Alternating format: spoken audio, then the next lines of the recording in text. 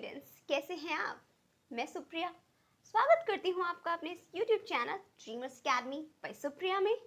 और आज जो हम टॉपिक डिस्कस करने वाले हैं वो है कॉन्ग्रुएंट ट्रायंगल। लेकिन स्टूडेंट्स, हमारे लिए ये जानना भी तो ज़रूरी है कि कॉन्ग्रुएंसी आखिर है क्या। तो स्टूडेंट्स, मैं आपको एक छोटे से एग्जाम्पल के ज़रिए समझाना चाहूँगी कि कॉन्ग्रुएंसी क्या है। देखिए, अगर हमारे पास दो बैंगल्स हैं और ये इक्वल डायमेंशन के हैं तो क्या करेंगे? अगर मैं इस टाइम बैंगल के ऊपर ये वाला बैंगल रख दूं तो क्या होगा कि नीचे वाला बैंगल जो है ऊपर वाले बैंगल की वजह से पूरा कवर अप हो जाएगा या सुपर इम्पोज हो जाएगा। तो जब भी कोई दो फिगर या कोई दो बैंगल या कोई दो कॉइन्स ले लें हम या कोई दो बॉल ले लें हम, कोई भी दो ऑब्जेक्ट ले लें, अगर वो एक दूसरे को पूरी तरह से कवर अप कर देते हैं या सुपर इम्पोज कर देते हैं तो हम कहते हैं these two objects और these two figures are congruent to each other. Okay students, I think अब आपको पता चल गया होगा कि congruency आखिर है क्या। लेकिन इस चैप्टर में हम बात कर रहे हैं congruent triangles की। स्टूडेंट्स, congruency हमेशा दो ऑब्जेक्ट्स के बीच कंपेयर की जाती है। जैसे यहाँ पे इस टॉपिक में आज मैं आप लोगों को दो ट्राइंगल्स के बीच में बताने जा रही हूँ कि दो ट्राइंगल्स किस किस केस में, किस किस कंडीशन में कॉन्ग्रुएंट होते हैं। आइए देखिए। अच्छा स्टूडेंट्स, दो ट्राइंगल को हम कॉन्ग्रुएंट कब कह सकते हैं? जब तो उन दोनों ट्राइंगल्स की कॉरस्पॉन्डिंग साइड्स, तीनों की तीनों कॉरस्पॉन्डिंग साइड्स और तीनों की तीनों कॉरस्पॉन्डिंग एंगल्स इक्वल है, तो we will say that these two triangles are congruent to each other. तो यहाँ पे स्टूडेंट्स हमारे पास कुछ प्रॉपर्टीज दी हुई हैं जिसके ज़रिए हम किसी भी दो ट्राइंगल को कॉन्ग्रुएंट प्रूव कर सकते हैं। आइए देखते हैं ये कौन कौन सी प्रॉपर्टीज हैं। तो फर्स्ट प्रॉपर्टी या कंडीशन कह लें हम, फर्स्ट प्रॉपर्टी है side side side property, second side angle side property, third angle side angle property, fourth angle angle side property, fifth right angle hypotenuse side property. Students, मैं आपको ये सारी properties जो है डिटेल में एक्सप्लेन कर देती हूँ। देखिए कैसे। अच्छा, तो हमारे पास पहली कंडीशन आती है साइड साइड साइड कंडीशन, यानी कि अगर किसी भी दो ट्राइंगल की तीनों कॉरस्पॉन्डिंग साइड्स आपस में इक्वल हैं तो हम कह सकते हैं these two triangles are congruent to each other। जैसे कि इस फिगर में आप लोगों को क्लियर दिख रहा है कि इस फिगर में AB जो है इक्वल है PQ के, BC इक्वल है PR के, AC इक्वल है PR के। तो हम लिख सकते हैं these two triangles are congruent। क्यों? क्योंकि इनकी तीनों साइड जो है इक्वल है। ऐसे ही सेकंड कंडीशन है हमारे पास। सेकंड कंडीशन क्या है? साइड एंगल साइड कंडीशन, यानी कि अगर कोई दो साइड, ध्यान रखना है स्टूडेंट्स, कोई दो साइड, लेकिन उन दो साइड, वो दो साइड्स मिलकर जो एंगल फॉर्म करते हैं वो एंगल, अगर किसी भी दो ट्राइंगल के दो कॉरस्पॉन्डिंग साइड्स और उन दो साइड से मिलकर बना एंगल इक्वल है तो हम कह सकते हैं these two triangles are congruent। देखिए कैसे, इस फिगर में हमें नजर आ रहा है कि AB किसके इक्वल है? PQ के, AC इक्वल है PR के, और यहाँ पे जो एंगल इंक्लूड है, ध्यान रहे स्टूडेंट्स, एंगल का ध्यान रहे कि अगर C इस Q के इक्वल है तो हम एंगल साइड एंगल प्रॉपर्टी नहीं लगा सकते। हम एंगल साइड एंगल प्रॉपर्टी उसी naught angle side angle, side angle side angle side property, side angle side property हम सिर्फ तभी लगा सकते हैं अगर उन दो साइड्स से मिलकर बना जो एंगल है, जैसे कि ये एंगल, इन दो साइड से मिलकर बना जो एंगल है वो इक्वल हो, तो हम कह सकते हैं these two triangles are congruent to each other। Okay, ऐसे हमारे पास थर्ड कंडीशन है। तो हमारे पास थर्ड कंडीशन क्या है? Angle side angle. इसमें क्या होता है स्टूडेंट्स, अगर हमारे पास कोई दो एंगल्स और उन दो एंगल्स का इंक्लूडिंग साइड अगर इक्वल है तो हम कह सकते हैं वो दोनों ट्राइंगल इक्वल है। जैसे कि हमें इस फिगर में नजर आ रहा है BC किसके इक्वल है? QR के, और उस साइड पे बनी दो एंगल C इक्वल है एंगल Q के, एंगल B इक्वल है एंगल R के। तो ऐसे ही ये जो एंगल साइड एंगल क्राइटेरिया लगा के हम इन दो ट्राइंगल्स को भी कॉन्ग्रुएंट बता सकते हैं। अच्छा, अब हमारे पास है fourth condition angle angle side condition. Student ध्यान रहे, angle side angle condition angle angle side condition से डिफरेंट है। कैसे? एंगल साइड एंगल कंडीशन में क्या था कि जो दो एंगल थे वो उसी इंक्लूडिंग साइड, जो उसी साइड की ऊपर बने हुए दो एंगल थे। लेकिन जो एंगल एंगल साइड कंडीशन है, इस कंडीशन में क्या है कि कोई से भी दो एंगल हो सकते हैं और कोई सा भी एक साइड इक्वल हो सकता है।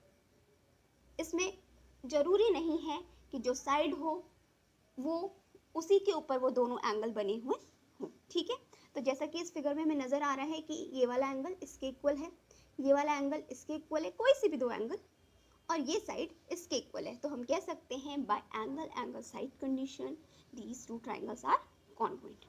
अब हमारे पास आते हैं द लास्ट, नहीं उससे पहले स्टूडेंट्स मैं ये चीज़ आपको क्लियर कर चुकी हूँ कि एंगल साइड एंगल और एंगल एंगल साइड में क्या डिफरेंस है। तो बहुत से स्टूडेंट्स क्या करते हैं, इन दो कंडीशंस को अप्लाई करने में गलती कर देते हैं। उन्हें लगता है कि अगर कोई से भी दो साइड और कोई भी एक एंगल अगर आपस में इक्वल हैं तो वो दोनों ट्राइंगल कॉन्ग्रुएंट है। बट एग्जाम में लिखते टाइम हमें ये ध्यान रखना है कि उस क्वेश्चन में एंगल साइड एंगल क्राइटेरिया लग रहा है या एंगल एंगल साइड क्राइटेरिया लग रहा है। तो आप इस चीज़ का ध्यान रखें। आइए तो हम जानते हैं अब नेक्स्ट क्राइटेरिया क्या है हमारे पास, या नेक्स्ट कंडीशन क्या है। तो स्टूडेंट्स ध्यान रहे कि ये जो हमारे पास जो लास्ट क्राइटेरिया है या जो लास्ट कंडीशन है, ये सिर्फ और सिर्फ, जैसा कि हमें इमेज दिख रहा है, ये सिर्फ और सिर्फ राइट एंगल ट्राइंगल्स पे ही अप्लाई होता है। कंडीशन क्या होनी चाहिए कि ट्राइंगल जो है राइट एंगल ही होने चाहिए, दोनों ट्राइंगल्स राइट एंगल होने चाहिए। एक तो ये, दूसरी उनका हाइपोटेनस आपस में इक्वल होना चाहिए, और तीसरा कोई सा भी एक साइड इक्वल होना चाहिए। इस क्राइटेरिया को हम शॉर्ट में बोलते हैं RHS क्राइटेरिया। RHS क्राइटेरिया यानी कि देखिए जैसे कि नाम हमें बता रहा है, R यानी राइट एंगल होना चाहिए दोनों ट्राइंगल, H यानी उनका हाइपोटेनस इक्वल होना चाहिए, और S यानी कोई सा भी एक साइड इक्वल होना चाहिए। अब चाहे तो वो परपेंडिकुलर से इक्वल हो आपस में, चाहे तो उनके वो दो बेस इक्वल्स हो आपस में। तो हम कह सकते हैं these two triangles are congruent by right angle hypotenuse condition और बाय RHS क्राइटेरिया। तो इस तरीके से हमारे पास ये 5 कंडीशंस हैं या 5 प्रॉपर्टी हैं जिसकी मदद से हम किसी भी दो ट्राइंगल को कॉन्ग्रुएंट प्रूव कर सकते हैं।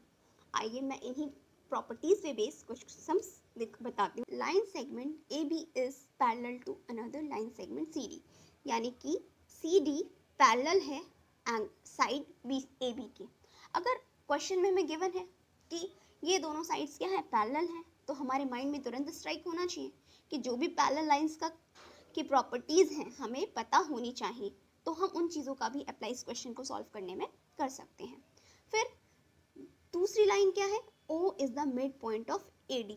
अब जैसे ही हमें बताया जा रहा है कि AD का मिड पॉइंट O है, इट मीन्स हमारे माइंड में स्ट्राइक कर रहा है कि AO और OD इक्वल है। ओके, तो अब हमें इन सारी चीज़ें जो हमें क्वेश्चन में गिवन है कि AB और CD पैरेलल हैं आपस में और O जो है मिड पॉइंट है AD का, इनका यूज़ करके हमें प्रूफ करना है कि ट्राइंगल AOB कॉन्ग्रुएंट है ट्राइंगल DOC के।